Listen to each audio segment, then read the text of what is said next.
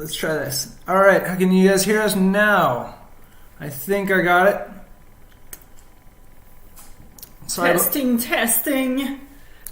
I can see, but can't hear. Probably me. Okay, I think we got it now, but just let us know. It's normally a little bit delayed. I think I had the mic muted. Okay, perfect. Yes. Perfect. Okay, awesome. So as I was saying, we've had some technical issues this time around with the GoPro. It wasn't working, so now we're just running off our webcam. Hope everybody's doing well. Good to see all of you. Yes, welcome Scott and Diane and Life and Lady and Bunny. Hi, how are you doing? Team Mom. Anyways, we are live from Jacksonville in Florida, where it's supposed to be warm, so they say. It's actually kind of chilly here. Well, it's not as bad as Canada, that's for sure. It's still quite nice. Hey, Alan. So yeah, tonight we wanted to do a little bit of an update on what's going on in our life. There's been so many different plans and just the hopes of trying to make it back to the sailboat. But we did make it back finally after a little bit of stressful traveling and only one flight cancellation this time. So it was pretty exciting just landing in Jacksonville. Especially after going through the customs in the US, we got a little worried that we wouldn't quite make it back into the country. Yeah. They were asking us a lot of questions. We're kind of weird, I guess, with owning a sailboat here. So they finally let us back in. We are allowed to work on the boat. As of now, not really allowed to get a cruising permit. So we are just working on the boat in the US for now. Yeah, it's a little bit of a struggle, of course. Obviously, this virus is affecting everybody. But as far as cruising is concerned here in the U.S., we aren't able to get a permit to keep cruising around at our will. We are allowed to get a permit. It's like a temporary permit to be able to leave the boat and either bring it up to Canada, or in our case, we'd like to head back to the Bahamas. Yeah, it's like a permit to proceed, so to get the hell out of here. So last week or so, we've been prepping the boat. It's in the work zone now, and I've been turning into a blue Smurf pretty much every single day, sanding away all that bottom paint. It's probably one of my least favorite jobs, but we're getting it done. It's I'm hoping to be finished the sanding tomorrow, so that'll be really nice.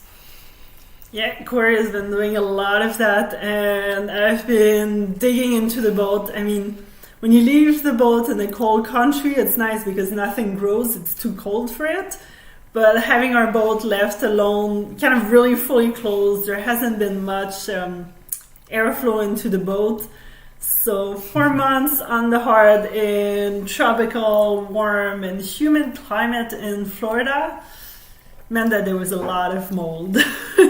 Opening the hatch, I was like, woo, I don't know what I'm gonna find. But yeah, so I've been doing a ton of scrubbing, of just cleaning, going through everything, making sure everything's all really cleaned up and all good to go. Found a can of pineapples that just kind of exploded. The pineapple juice just ate through the can, so that was lovely. But that's the only casualty with the food. And the mold was actually really manageable. It was all mostly on the surface of our boat, or on the surface of wood within our boat. So it just, wiping it down pretty much removed it all, and it wasn't too bad of an issue to deal with. I kind of expected it to be a lot worse than it actually was. Thanks. We're glad to be back in Florida. So it's really a relief, because to be honest, traveling down here, we weren't 100% sure. Our flight went from Ottawa to Toronto, then from Toronto to Washington, and Washington to Jacksonville. And we weren't sure if when we got to Toronto, we were going to be basically turned around and have to figure out another flight to get back home. So we were very ecstatic to be able to make it back to our boat and continue the life that we want to live. Mm-hmm. And for the ones that don't know why exactly we weren't too sure, the land border between Canada and the US is still closed. They just keep extending it. But by flying, most people are allowed to come in, but it's only for like essential travel. But then some people are still getting in, even for like vacations. So you never know who you're going to be getting. Sorry. So yeah, that was a big relief. But now we've got a bit of work to do on the boat before we can launch it. Probably another 2 weeks, give or take. There's also some fiberglass work that we have to do. Yeah. So basically, I mean, we have a few different things to do. The bottom paint was the big one. We've been kind of putting it off for a long time, patching up bottom paint. And I mean, now is kind of the point where we don't really have much of a choice but to change the bottom paint because we're in the States now. And the Canadian version of the Interlux paint that we were using isn't compatible with any of the paints that they use here in the States. So it was kind of a blessing in disguise because we really wanted to remove all the bottom paint and get it back down to the Inner Protect and then reapply a new bottom paint anyway. So it'll be a brand new bottom. It's gonna look good. Other than that, we have a little bit of fiberglass work to do. There was a couple cracks that I think were a result of our water tank kind of pushing against our hull. So we've kind of grinded those back. We're going to re-glass those. We also have a little bit of delamination on our rudder. I think it's partly due to potentially us maybe not doing the best job since it was our very first fiberglass job ever. And we're professionals. Yeah, we're far from professionals. And I think that's potentially why it delaminated in a couple spots. Plus, potentially where the shaft goes into the rudder, I think we maybe got some water penetrating around the 5200 that we had put there. So we're going to seal all that up, fix those that delamination. It's only in a couple small spots, so we're either going to try to inject it with some epoxy or just remove the glass and re-glass it again. Not entirely, just in the spots that require it. It's a pretty small spot. Yeah. And there's also our rudder where it comes into the sailboat. We've noticed that we've been having a little bit of water coming in, so our bilge was going off quite frequently. So that's something we want to make sure to fix before we go in the water because you can't really fix it when you're floating. Yeah. So if you're not aware, some SV Booger, I think that's right. Yeah, that's Diane and Scott. Oh, hey Diane and Scott. They're asking about the engine, and actually we got the engine running. I think we had talked about it in the last live stream. Did we mention? Anyway, we got the engine running. It's running better than ever, so we're really stoked about that. No more pulling up anchor during heavy winds with no assistance from a windlass or an engine. So now at least we have that for, at the very least, getting the anchor up. But honestly, we really love sailing around, so that's what we're going to continue doing anyway. So it shouldn't really change a whole lot the way we travel, but at least we have the engine for those times that we really want them. Making it easier to get in and out of the St. John's River, for example, because that's where our boat is right now. We are at Green Cove Spring Marina, so there's a lot of current that you have to sail up and down in. So having an engine is really, really a must. Yeah. And speaking of Green Cove Springs, I have to say, the reviews online aren't the greatest, and it's a shame because it's really a really nice. It's not even just the marina that's nice. The marina is, it's a marina. It's maybe not the highest end marina, but as far as a place to work on your boat and the people there and the staff there, everybody is just wonderful. I couldn't ask for a better place to be, and if anybody's looking for a cheap place to work on their boat in Florida, that's, I think, the place to go. And they allow you to work on your boat yourself, which is, I guess, hard to come by in certain areas. A lot of places, especially in Florida, I think. So a really good place to be for working on your boat. And as I said, the people around are so friendly. We've met so many people just in the last few days that are just wonderful people offering, rides and just every kind of assistance possible. Of course, the boating community is always just wonderful that way, but it's really nice to see. people all out there to help each other out. It's a good environment. So far, all the marinas we've been at have been like the best. Yeah. We've been loving them. And getting back, I guess, to a bit of the fiberglassing project, we also really want to fully seal our anchor locker because I am tired of washing bed sheets and the next day going into waves and slamming and having to rewash all of them. Yeah. So for those of you who don't know what went on with that, we thought it was a great idea. Well, first off, the anchor locker that we had, the floor of it was kind of, had seen better days. It was kind of punky and rotten. So we cut out the floor, the section of the floor that was rotten. And I thought it would be a neat idea to kind of make a secondary anchor locker down there and have more space for chain and fenders or whatever. But it actually ended up being more of a hassle and causing us a lot of problems with flooding our bed and flooding our boat with water, because essentially the waves would crash over the bow, fill the anchor locker, and there wasn't enough of basically the anchor locker was so low that the drain hole was just a little above waterline, so every time it went into the waves it would suck in a little bit more water. And so basically, long story short, it just was really difficult to keep the water out of there and therefore keep the water out of other sections of our boat. And so I think what we're going to do is just seal it all right back up, kind of the way it was to begin with, and make it watertight again. And that'll save us a lot of headaches in the future. Yeah. And thank you so much, Bonnie, for the awesome super chat. Bonnie, you're way too kind. Wonderful. Thank you so much. So other than that, that's the main fiberglass projects. Yeah, that's pretty much it for glass work. Yeah. So not too much. And then, well, when we got back to the boat, we had the beautiful surprise of having our AGM batteries being kaput. Nothing, no juice, just dead. Now, that wasn't a huge deal because they were on their way out anyway, and we knew we wanted to replace them in the near future. But we were like, I don't know, I kind of was trying to be cheap, I guess, and make them get another season out of it. Yeah, well, when I calculated the rough, capacity that was left in them, I had figured that there was roughly about 50% of the capacity left. But now that basically what happened, I think our batteries were pretty much disconnected. The selector switch was set to off, but I still had a couple things connected to the batteries directly. One of those things was our radio, not our VHF radio, but our radio for playing music. And unfortunately, while we were gone, a little bit of water leaked in through an open area, basically, that we didn't seal up well, and it dripped on our radio, and I think it shorted out the radio just enough not to blow the 10 amp fuse, but to drain the batteries. And so when we got back to the boat, the batteries were like at, 5 volts, and we tried to charge them up, and I kind of knew they weren't going to hold the charge. And so they're toast.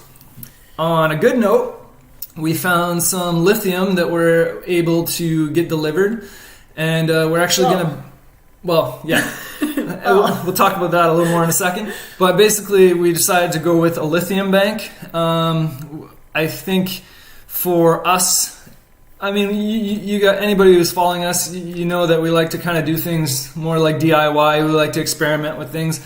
So we decided, and I've been doing a lot of research on this in the past, we decided to build our own lithium bank just from the cells and add a battery management system and just do it all ourselves. And considering the price comparison between, Battleborn or one of those other competitors, it's, instead of $1,000 roughly for 100 amp hours, we're getting 280 amp hours for roughly the same price. Mm-hmm. So it's going to be way more than what we're used to having, and because it's going to be great. The AGM bank was only 280 amp hours in total.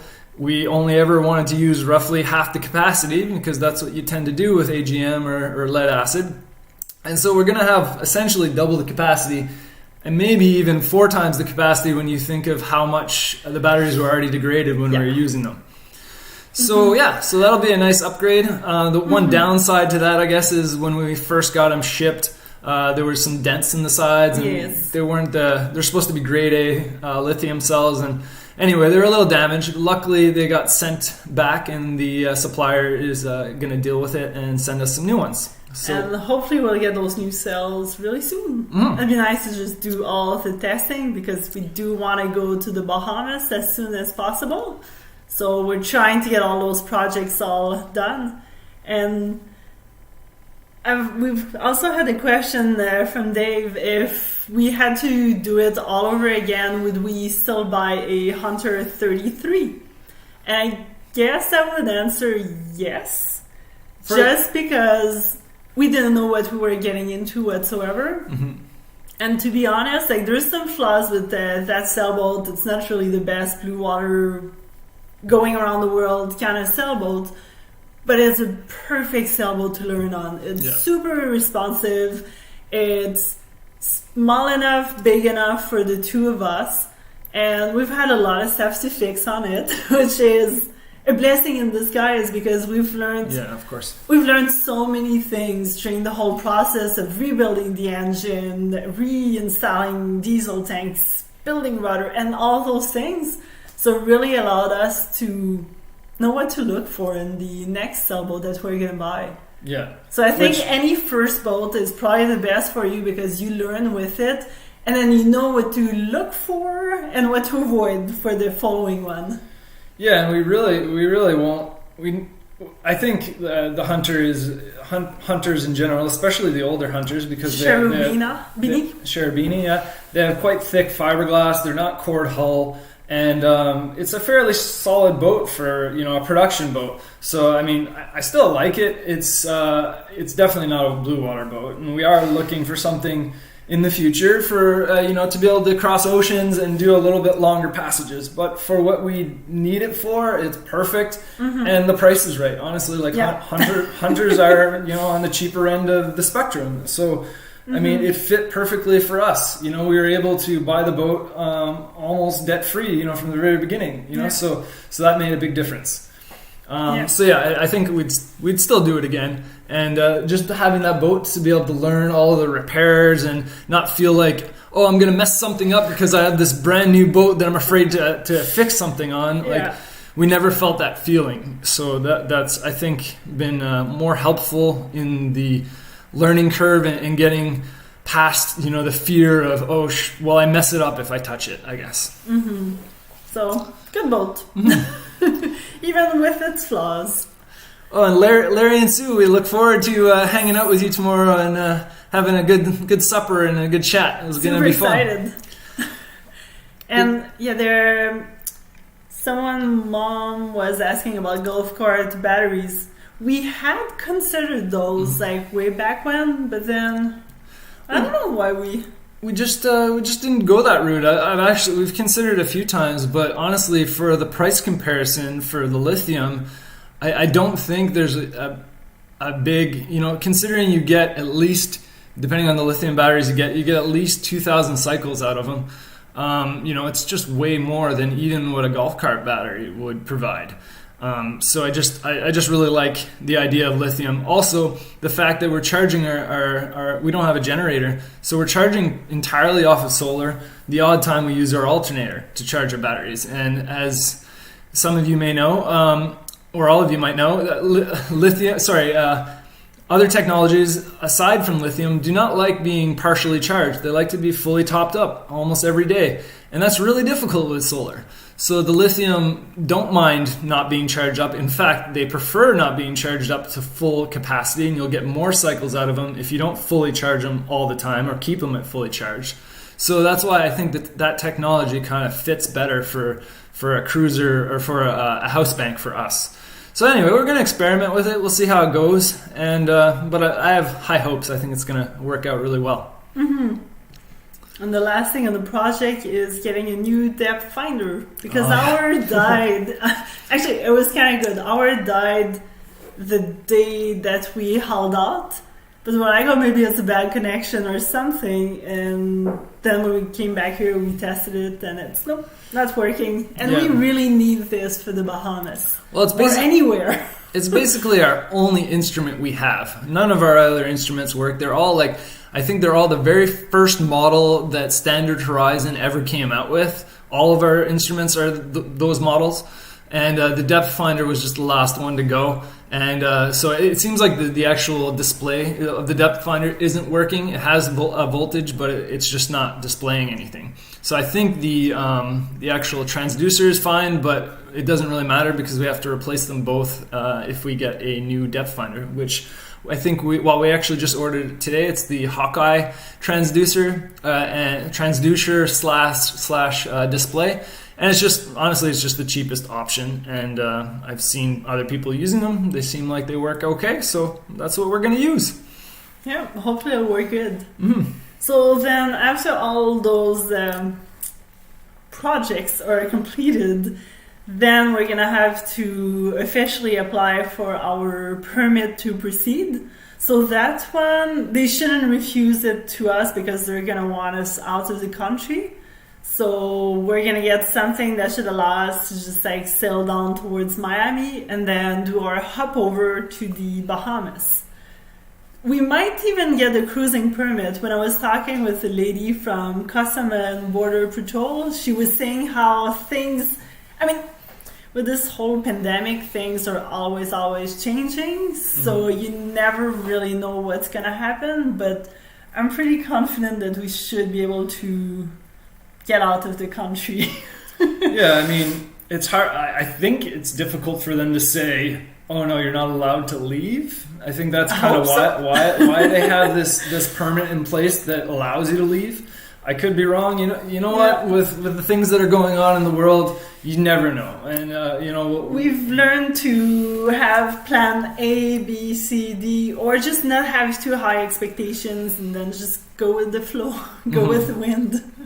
And then it's going to be a matter of waiting for the right weather window to cross over to the Bahamas. Yeah. And actually, Life on Lady. Hi, how's your boat doing? I know you guys had some issues. Life on Lady, they have an amazing boat. It's just crazy. They transformed their entire boat to run on electric with a ridiculous amount of solar. Anyway, how's your boat doing? They were wondering what we use for weather, and we mostly use Predict Wind and Windy for our weather information, and we found that those seem to work fairly well. Sometimes you get surprised, but the best way is always to wake up and see. Yeah, and even if the wind wasn't accurate, we wouldn't know anyway because we don't have a wind instrument. But we feel fairly confident in those weather apps. They seem to do the trick for us. And as far as direction and swell direction, which is very important in Bahamas because the swell direction tends to come at like 90 degrees to the wind direction, which sometimes means a fairly uncomfortable ride. But anyway, the stats on there or the apps seem to be relatively accurate, at least within the next couple days. Yeah. So sweet. They're gonna rejoin their boat. Hopefully you meet up with your boat real soon. It's such a nice relief when you get back to it. Your little home. And you'd like us to tell you more about ourselves. I'm not sure exactly what you'd like to know. But feel free to ask any question. Opening to answer anything you'd like to know, but I'm not sure what to really tell you about myself. For the ones who don't know us very well, we're both Canadians from Quebec, Corey and Alex, and we purchased our 1981 Hunter 33 in 2018. So we pretty much spent the 2 summer seasons back on Lake Erie with our boat, just fixing it and learning how to sail because we had no experience prior to buying it. We had gone sailing maybe 5 times with other people, but really you don't learn sailing as much as when you're forced to actually do it and make these decisions and all that. To give you an idea of exactly how much we knew when we bought our boat and we were going out for our first sail, we had a friend of ours that helped us out in the boatyard a couple times, Lexi. Shout out to her if she's on here. And she came to give us a hand, or at least give us a few pointers when we went out for our first sail.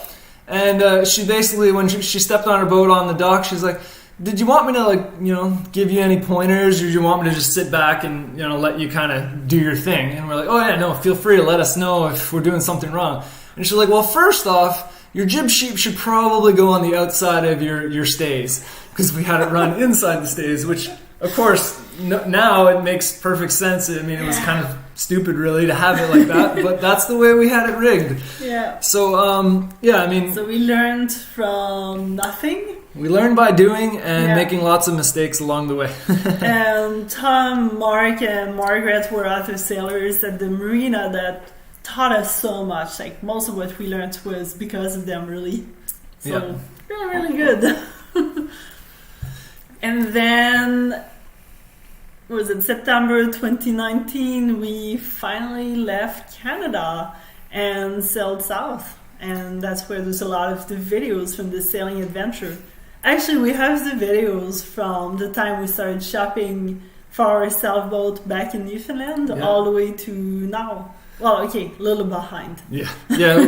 We apologize for being so behind. It's amazing how easy you get behind when you film a lot, and we're still quite a few months behind. We've been trying to catch up, but it's just difficult to stay on top of the editing. Eventually, we'd like to post maybe twice a week to kind of get that going a little bit faster, but we're also trying to spend more and more time on our edits and make them a little bit better every time, so sometimes it can be a little more difficult. Mm-hmm.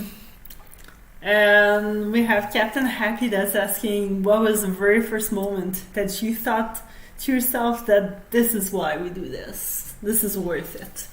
Actually, the first moment. Well, I vaguely remember the first moment that we thought sailing would be really cool, and as like a lifestyle or a way to live, and that was when we were backpacking around the world. Before we started sailing, actually our YouTube channel had a little bit of backpacking and things that we were doing with our life before we started sailing. And I remember in Thailand, in Thailand, I remember we saw some boats like out on the water. And at that point, we were in Thailand. We were doing some like deep water soloing, and like climbing was like epic, but we would have had to rent equipment because, of course, you have your backpack on. You can only carry so much. Same thing with surfboards. We were always having to rent surfboards. And we just thought, how cool would it be to have all your toys, everything you'd ever want to do outdoor activities, because that's what we're very passionate about. Mm-hmm. And have it with you all the time and not have to rent or borrow or whatever just to be able to do the activity that you want to do. But at that point in time, we were like, well, sailing, I guess you kind of have to be born into it, or not born into it, but you gotta have some knowledge. It must be difficult. And after speaking with more and more people, we started realizing that maybe it wasn't as unattainable as it seemed from the outside. Mm-hmm. And it was actually very, if you're willing to make mistakes, sailing isn't the hard part. Navigating, I think, becomes a little bit more tricky. It's definitely a bit more of a challenge. And choosing your weather. But with all the apps and stuff we have now between Navionics, Aqua Maps, and our different weather apps, I mean, sailing or cruising has never been easier, I don't think. Like, I look back at the people that had to, throw some rope overboard to figure out their speed, and use a sextant to figure out their location, and like the things that people had to do, not even that long ago is just crazy. Like that is a crazy level of expertise in my mind. But what's required nowadays, I feel like anybody could do it. If you want to go do it and you feel like it's too much, I mean, there's tons of YouTube videos out there that can teach you anything you need to know. So I think it's super attainable compared to what it used to be. But that's not exactly answering your question. Yeah, I'm like, you're terrible. I think for myself, one of the very first moments I was like, okay, this is going to be for us, is when we bought the boat, we had so much work to do on it before we could even launch that we spent like almost a full month just dirty, sweaty, itchy, covered in paint and diesel, squeezed between the ship tank, the diesel tank, water heater. So there was a lot of work, and you're like, okay, is this all what it's about? And I remember shortly after we actually launched the boat and we took off on our very first sail by ourselves. And it was kind of calm. It was like the perfect wind conditions for us as very beginners. And we're just on the lake, the water is beautiful, and we're sailing, and then we just dropped the hook and just dove in. Then I made supper, pop open a bottle of wine, had beautiful meal, listened to some music, and then sailed back to the marina with the sunset. I was like, wow, this just made it all worth it. Like, just to be able to get these kind of moments, that's just incredible. Yeah. And that was the first of many. Yeah. And of course there was many moments on the opposite, not to be negative, but Ibar was actually, I think, was it Ibar? Yeah, Ibar was asking, hardest part of your sailing trip so far. Yeah, well, on the opposite end of that spectrum, there was plenty of moments where we were asking ourselves, what the heck are we doing? Why are we putting ourselves through all of this? And it's those moments that she just described that make it all worth it. You know, I feel like sailing or cruising or this lifestyle is just full of ups and downs. It's, you know, a huge roller coaster. One day you're down and you're wondering, when will the work ever end, or when will you stop having to repair the next thing and the next thing? And then the next day you're just loving life because everything just seems to be going well, regardless of everything that's going wrong. Yeah. So yeah, it's hardest moment? Hardest moment? I think for myself it's when, actually not necessarily when the engine died, but when we were at Current Cut on Eleuthera Island. And at that point, I had finally made peace with the engine. I was like, okay, we're not going to have an engine for all of the Bahamas. It's fine. We can do this. I'm okay with it. And then someone, I mean, really nice person, but someone told us that we were a little bit crazy of we were naive. We're naive to go along and not just turn right away back to the US and get our engine fixed. And I was just so happy already, and then just it dragged me right back down. Then I was really second guessing what we were doing. I'm like, can we actually do this? Are we just is this safe? Are we being stupid? You know, all these questions, all these doubts, I guess, start flowing into your mind. But you know, eventually you just realize, well, I mean, everybody's got a different opinion. Everybody has a different level of comfort. Some people want to be able to push that button and leave if the weather turns bad and not have to suck it up and just sit in your boat. That person actually took off. The exact person we're talking about, we ended up getting some gnarly weather and we were just getting bounced around everywhere. And, you know, anybody who had an engine, they just started up their engine and left. But I mean, we couldn't pull up anchor, so we just kind of had to suck it up. But yeah, everybody's got their different level of strength, or sorry, not strength, but their different level of comfort. Yeah, that's it. And Dave, thank you so much. Cheers! Cheers, man. You are amazing too. So I think that was one of my hardest moments. Yeah, it was along up there. With the storm in New York.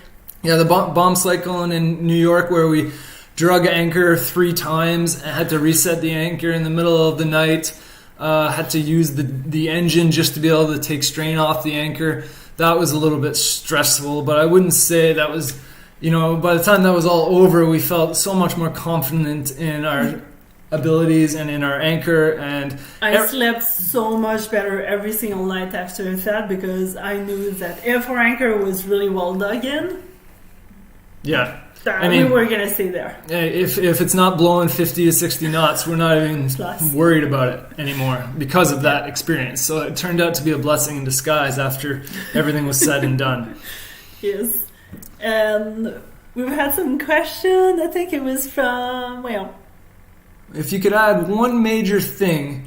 Bonnie says toys. She'd miss her motorcycle. I can see that. It might be tricky to bring a motorcycle on board. Corey wants so many toys. I keep telling him our boat is too small. This is what stays on, and everything starts rusting. So if you don't use it, Well, we had a bicycle for a while, and I used it once in Bahamas, and now it's going to be left at the marina for somebody hopefully to take it and use it for something, because it's starting to get rusty, and it's just I don't use it enough, and it was on our deck in the way. And anyway, you start really realizing what toys you want, what toys you need, and what you're actually going to use. And if we could add one thing, what would we add? I think it's already coming for myself. It's those lithium batteries. Yeah. Just having all the power that we need is going to be really nice. Yeah. Because not having that engine as a backup for when you get like gloomy days was a little tricky. So having like a good bank of batteries that's I think my thing I really want. Especially for editing and stuff. Being able to edit on a rainy day and not having to edit on the sunny days is going to be a lot nicer. That's going to be huge. Another thing maybe for the future, but honestly I don't even think this boat needs it for what we have planned, would be to make a DIY water maker. It's something I've played with the idea, but honestly in the Bahamas there's absolutely no issue with getting water. I wouldn't even need a water maker. It's only if we want to start doing some really remote stuff, maybe go down to Ragged Island and want to stay there, or something like really South Bahamas, or some uninhabitable islands, then we would really want to start considering maybe a water maker. Yeah. And also our favorite sailing channels. Geez, there's so many good ones out there. Yeah, I mean, some of the ones we've been following quite a bit have been Project Atticus, because they remind me a little bit of like us. Like they have that same kind of more like cruising on a budget type of channel, really outgoing people. We tend to really, not that we don't watch other channels, like we still watch Delos and stuff. Yeah, they're really great. But like certain channels like Delos, they just have really high production value and they just have beautiful content. But we like people like Atticus, other people that Uma's really good too as well. And maybe I'm a little biased, but Sailing Vinyasa, because they were our family. Yeah, Sailing Vinyasa is a big one too. But yeah, we really enjoy channels and I guess like-minded cruisers, because we can't just, if we have a problem, we can't just throw money at it. And so I guess we tend to like maybe strafe away from some of the channels that do have that capability, whether because they're successful or because they just don't need to do as many DIY things, because we need to do that. So we tend to follow people that we can relate to in that way. And that way we're able to learn things from them and kind of, I guess, connect with them in different ways. Yeah, I guess one of the bigger channels that has more money that we've been enjoying watching is Delos, because they don't seem like they've changed from even like being more successful. They seem like simple people like anyone else. They still repair things themselves. That's something I really connect with, people that are willing to get their hands dirty and fix the things that need fixing, because you're not always going to have the opportunity to pay somebody, even if you have all the money in the world, so yeah, it's just anybody that we can learn from. And of course the extra beauty behind the content that some of these creators are doing is an extra cherry on top, I guess. Yes. Bonnie is wondering how our friends at Sailing Vinyasa are doing. Actually, they're actually in Norway right now. They're expecting, and their boat is on the hard until next year, I think. Next spring. Yeah, so they're going to go back. So Therese is going to have a little one, so they should be back on the boat by the spring. So unfortunately, we're not going to be sharing all our lobsters with them this winter. Yeah. It's going to be weird. We spent so many months with them. Yeah, they were a really great team to have, and I'm sure we'll meet some other wonderful people, but we'll, of course, really miss our dear friends from Vinyasa. All right. You're getting a lot of nice comments. Oh, yeah, that's something I wanted to mention, and I always forget. I just really wanted to thank all of you and all of our new subscribers, anybody who's contributed to the channel, whether it's a comment, a like, a share. It all really helps out a lot. And I've just keeps us motivated and excited to do all those videos. And I just really, I really appreciate you guys. Let's put it that way, and the community that we're able to have here. You know, the comments. I can count probably on one hand across our entire channel the amount of rude comments. So that just shows how many of you are commenting beautiful comments and just contributing to the conversation, and I really appreciate that. So thank you so much. Also, I wanted to mention that in our last live stream we were talking about getting a drone, and we actually had a little meter, you know, trying to grow, trying to fundraise enough to afford a drone. And actually we are purchasing a drone sometime in the next couple weeks. So we'll be getting a little Mavic Mini 2. And so there's going to be some drone footage in the future. I'm so excited. It's going to be cool. Add a different angle to all our footage, and hopefully become a better pilot so we can get really sweet, juicy footage for you guys. Get to see all the beautiful blue waters of the Bahamas. So Diane's got your hunters on Atlantic Highlands. That was a nice spot. You should go check out Julio's. They've got good slices of pizzas with one that has pickles on it. Sounds terrible, is really tasty. Yeah, I never would have thought pickle pizza was good, but we tried it. It's delicious. And hi, Lauren Stubbs from North Carolina. What size is our jib or Genoa? Do you like using the most while sailing? Which one? I'd say it's the one that's about 110, maybe. Yeah, I think it's roughly 110. We burnt out our first Genoa we had. It was huge, like a 150-ish. It was quite thick. It was quite a thick canvas. It was a little bit too big for most of the stuff we do, and it was moldy. It was like you could see us from a distance because we had the black sails, but they were white sails, but they were turning black because they were so molded. But so that one lasted 1 year. But then we were lucky enough to search through Facebook, and we found somebody selling used sails. So we bought 2 sails, one Genoa and one jib, for $500, and they both fit our boat. They are a little bit blown out, and they were that way, and even more so now because we spent a whole season sailing on them. Yeah. But we mostly used the smaller one. Yeah, I'd say mostly because, I mean, it's smaller, and generally the wind is strong enough to have like all of the sail out. It's kind of like a good amount of wind, and it also has UV protection, whereas the other one doesn't. It doesn't have a sunbrella when you wrap it. So that's, I guess, the main reason why we don't pull out the slightly larger. But the size of it, though, is just perfect, I found. Yeah. Because when we start getting more wind, less wind, we tend to switch to our Jenniker. So that's a sail that we've been using a lot with the light wind. But then in the Bahamas, it was really windy. Like the whole January through sometime in April, it was like blowing 20 plus knots almost, like more or less anyways. So the 110 was like perfect for that kind of condition. Actually, we were reefing both of them most of the time, to be honest.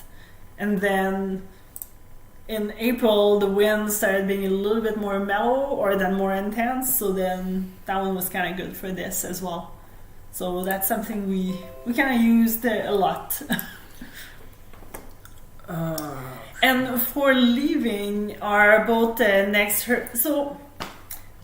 the plans always change. Keep this in mind. But based on what we're thinking this year, we may leave the boat in Florida again, or we might sail it all the way up back to Canada. It all depends on the whole COVID situation and what's closed, what's open, and whatnot. But that's kind of the tentative plan as of right now. So I mean, because there's still a lot of countries that are opening, closing, and all that kind of stuff. So we figured might as well go sail a little bit in Canada, because we've been wanting to go to the Maritimes but haven't really gone there. So it would be kind of nice. We'd really love to go back to Newfoundland. That's where our boat is registered. We decided to register it there because that's where we met, in Newfoundland, and lived for years. Actually, I had my second hiking guide of Newfoundland published a few months ago. Yeah, so if you're looking for a guide and you're going to Newfoundland, you like hiking, check out our guide. It's it's really the only one worth buying. It's the I only think it is one. the only one, but it's a wonderful book. Matt, good to see you, Matt. How have you been? So yeah, anyways, we'll probably try to sail back to Canada, and then after that head back south and keep exploring the world, because there's a lot of places that we still really want to go to. And it's like last year we wanted to go all the way to Central America, but then with the engine failure and coronavirus, all those plans kind of changed. So we're just kind of slowly going with the flow. Yeah. Matt's curious if I've ever dressed up as Jack Sparrow. I have, but not on our boat yet. Which thing? As Jack Sparrow. I've gone as Jack Sparrow. Of course, the dreadlocks make it easy. I don't even have to wear a wig. But I've never done it on the boat. But maybe that'll be next Halloween. Unfortunately, last Halloween we sort of tried to go out. We were in we were in Annapolis, but there was a tornado warning, so we kind of got dressed and then ended up undressing because we couldn't leave the boat. Yeah. We were going to go out with some people we had met over there, but that just changed the plans. You always adapt, right? Francis, it's okay that you got here late. Thanks for joining us anyway. It's good to see you. And we're really looking forward to add some drone footage. It's going to be nice. It's going to be so cool. Anyway, it's going to be a different angle anyway, and we'll hopefully make our videos a little more interesting. And Jordan from Halifax, hi. Maybe we'll be heading your way. Who knows? Yeah. But, I mean, transitioning from our land life to liveaboards and the sailboat was not too hard for us, because, I mean, as soon as we left Newfoundland, everything we owned had to fit in the one car between the two of us. I guess that's the biggest transition, is just reducing your belongings. And to be honest, a lot of them also, it's as you start living on the boat. I think even this year I threw out a bunch more stuff because you're like, oh, well, I don't really need this. I haven't used it for the last year of cruising, so it's probably time to move on from it. But maybe start just seeing a little bit what you already use in your house or not. And if you're not using it now, probably won't necessarily use it on the boat. Yeah. And you always need less than what you think. As far as Hubert's wondering, would we sail out on the ocean or to get back to Canada, or up the ICW again? I think mostly ocean, especially in Florida. Most of the ICW and the rest of the states was quite nice, but Florida, there's just so many bridges, and then unfortunately there's also a lot of boat traffic that's not necessarily as considerate as the rest of the states that have boat traffic. They don't tend to slow down as much, which, whatever. I understand they have places to be, but it's very uncomfortable as a sailboat just having to navigate with all the wakes, and especially the way some of the bridges are timed. You actually, going 5 to 6 knots, you barely make it for the next bridge opening, so sometimes you have to wait another half hour before the next bridge opening. So Florida, guaranteed, will be trying to make a passage on the outside. Yeah. And honestly, I prefer going on the outside, doing longer passages if we can. If the weather's good, we'll be on the outside, for sure. That being said, though, it was really enjoyable doing the ICW one time at least. Yeah. Because you are closer to all the little towns that you want to go check out. Otherwise, if you're doing ocean passages, it's just sometimes you really gotta go back up the river or the bay to make it to Savannah or all those different places, Charleston. So and I think, if you've never done the ICW, do it. It's super cool. But minus Florida. Yeah. having already done it, I'm definitely keen on trying to do more of the outside this time on the way up, if that's what we decide to do. I just want to give a quick shout out to our newest member, Jonathan White. Actually, Captain Foxy. Or Captain Foxy, to be more specific. So thank you so much for becoming a member. It really helps us out. And we can't wait to see you back in Newfoundland if we do make it out there. Mm-hmm.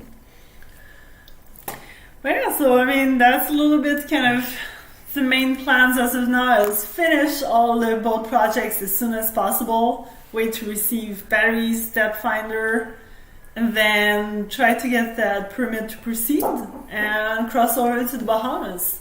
And there, the Bahamas right now, they are, why we chose to go there is because some people have already been going in and out, and apparently it's not too hard. I mean, there are some regulations. So when we are going to make it to where we're going to cross over, we have to get tested for COVID and have a negative test. And then we've got to apply for the health visa for the Bahamas. Mm-hmm. And we've got 5 days to cross over to then go check in the Bahamas. We're going to get our cruising permit, which is valid for 3 months. You also get your fishing license with that. And then 5 days after we get there, we have to do another test. As of now, that's kind of the regulations. Yeah, and I mean, of course, things could always change, but as far as, you know, there's other countries, of course, you know, in the Caribbean that we could check out, and, you know, who knows, we might not end up going north, we might check out something else, but really, there's so many things up in the air right now, and we really don't want to be too far and get stuck somewhere, because we've heard a lot of horror stories of people stuck in countries that, you know, completely locked down. And, you know, they're stuck in one, you know, I've talked about this in another stream, but like some people were having to pay a marina because they weren't allowed to leave the marina. Like that just seems like a scam to me, but it's the way they had it set up in some places. And, you know, anyway, it's getting more and more easy, I think, in a lot of areas. Like some countries are making it easier. Others are still fairly strict. But as from what we can tell, the Bahamas has kind of slacked off. They've realized that they really rely on tourism, and they have to make tourists as welcome as possible given the scenario. They can't just sit and wait for, you know, the virus to go away like we tend to be doing in countries that can just continuously print money. You know, they can't do that in the Bahamas. So anyway, you know, places that rely on tourism a lot, they're kind of stuck with just dealing with the situation and trying to manage it the best they can. So that's our plan, I think, is to go down there, and hopefully things don't change in the meantime. Yeah, because editing the videos right now, I just want to be back there. Yeah. Yes. And hi, Dave. The engine is working. We talked a little bit about it earlier. And I really hope, Bonnie, I really hope that your cruise is going to go out. Things should start... Fingers crossed. Changing. Fingers crossed. I guess... Sebastian wants to know if we did any course or marine training during our break on the land. If you count YouTube, then yes. But no, we haven't really done anything. I also haven't honestly felt like I needed to do anything. There's so much free information, whether it's YouTube or forums or, you know, a quick Google search, you can find an answer to anything you're looking for. It might take you a bit of time, but I'm not saying there's not value in courses. There definitely is, but it's just I haven't felt the need to take a course yet. Mm-hmm. So we are going to wrap this up shortly. We're trying to keep it around an hour for our live streams. We don't want to bore you guys to death or anything. And we also only have so many things to, I guess, update you guys on. But if you have any more questions, feel free to ask them. We'll go through the questions one last time, and you know, see if we can answer anything else that you might be curious about. And Scott and Diane, if we go back up and stop in Cape Bay, which is quite likely actually, we'll definitely give you a call. Yeah. Or a message. I don't know if we have you on Facebook. And no, they're Patreon. Oh, right, yes, of course. So we have your information. Or US patrons. that's very easy to get in contact with you. Yes. But yeah, thank you all for tuning in and asking all the questions, and we'll see you around. We'll keep updating our Facebook and Instagram more up to date, and the videos are eventually going to catch up. Yeah, we're really going to try to get them a lot closer to real time. That's our goal. Alex is kind of in editing mode recently while I've been sanding because we only have the one sander, and it's just easier that way. And we're really trying to catch up. So hopefully we'll be a little closer to real time, because I know it must be kind of weird when you see footage from last April, yeah, roughly is when what we're at sort of for real time for YouTube. Yeah. So we'll try to get more real time. It should get a lot quicker because we didn't have a whole lot to film while we were away from the boat. There's maybe one episode in there worth of content from our time away from the boat. So once we get to that point, it should catch up a lot quicker. So thank you all so very much. And well, I don't want to forget about any of these questions. So we have book recommendations on sale. There's a small sailboat, small keel sailboat.